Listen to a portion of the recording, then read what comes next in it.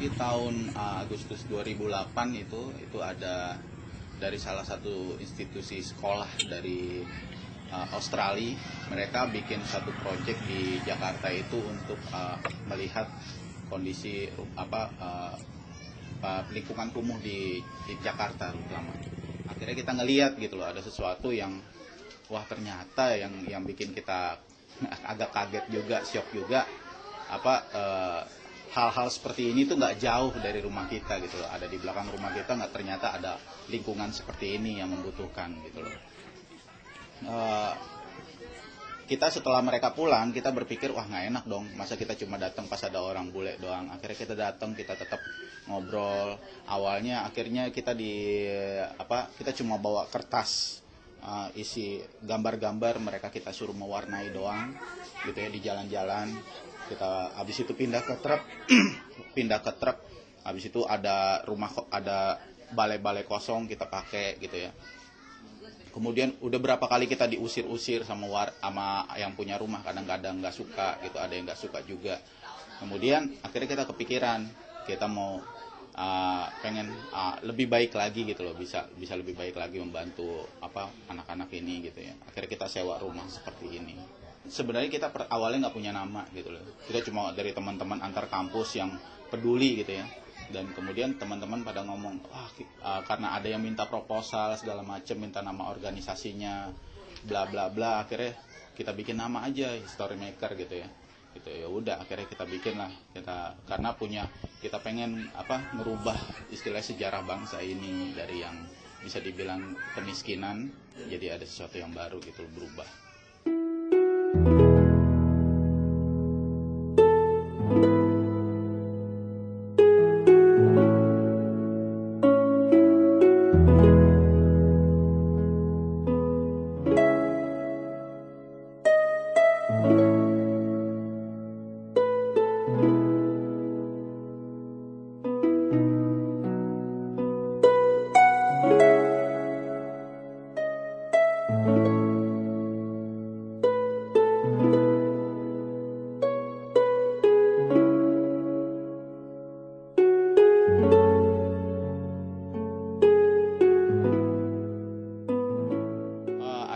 Kita sebenarnya yang ada 3, tapi yang ada 3, satu di sini Pondok Kelapa, 2 satu lagi di kuburan Cina Kebon Nanas, kita ada perpustakaan di sana.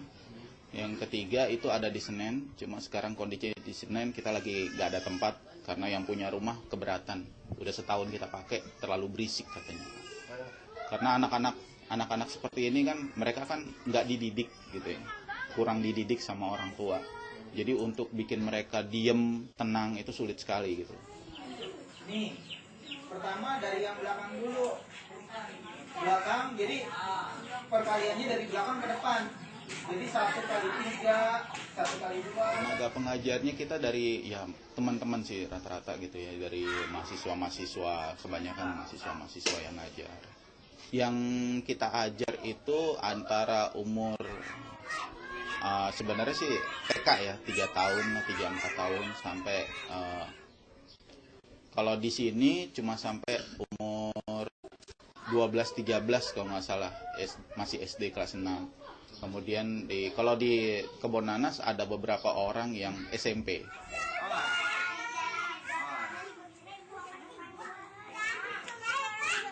Ntar dulu, kamu kan baris di depan dia. Antri.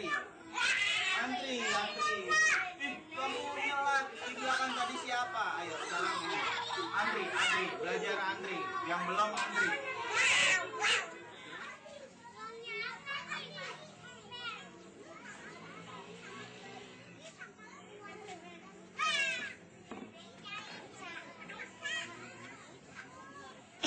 Itu kita dananya dari pribadi awalnya, semua pribadi, patungan ya,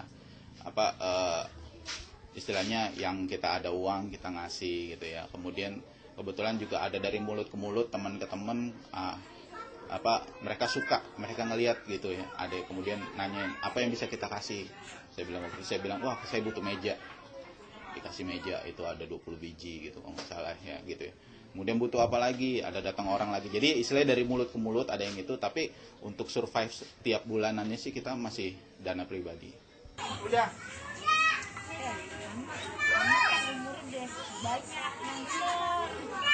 Tapi kayaknya dia matanya ya. Matanya dia. Mesti periksa mata.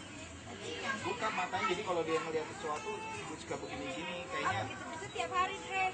Enggak, saya takutnya matanya jadi sehingga dia nggak bisa fokus.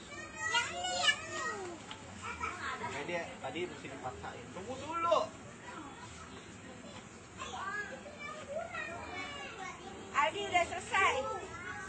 Dina? Impian saya ini jadi sekolah gratis dengan kualitas benar-benar kualitas bagus gitu loh. Jadi bukan sekolah gratis kualitasnya rendah. Kita berharap misalnya ke depannya wajah bangsa ini berubah gitu ya. Istilahnya satu generasi putus dari kemiskinan.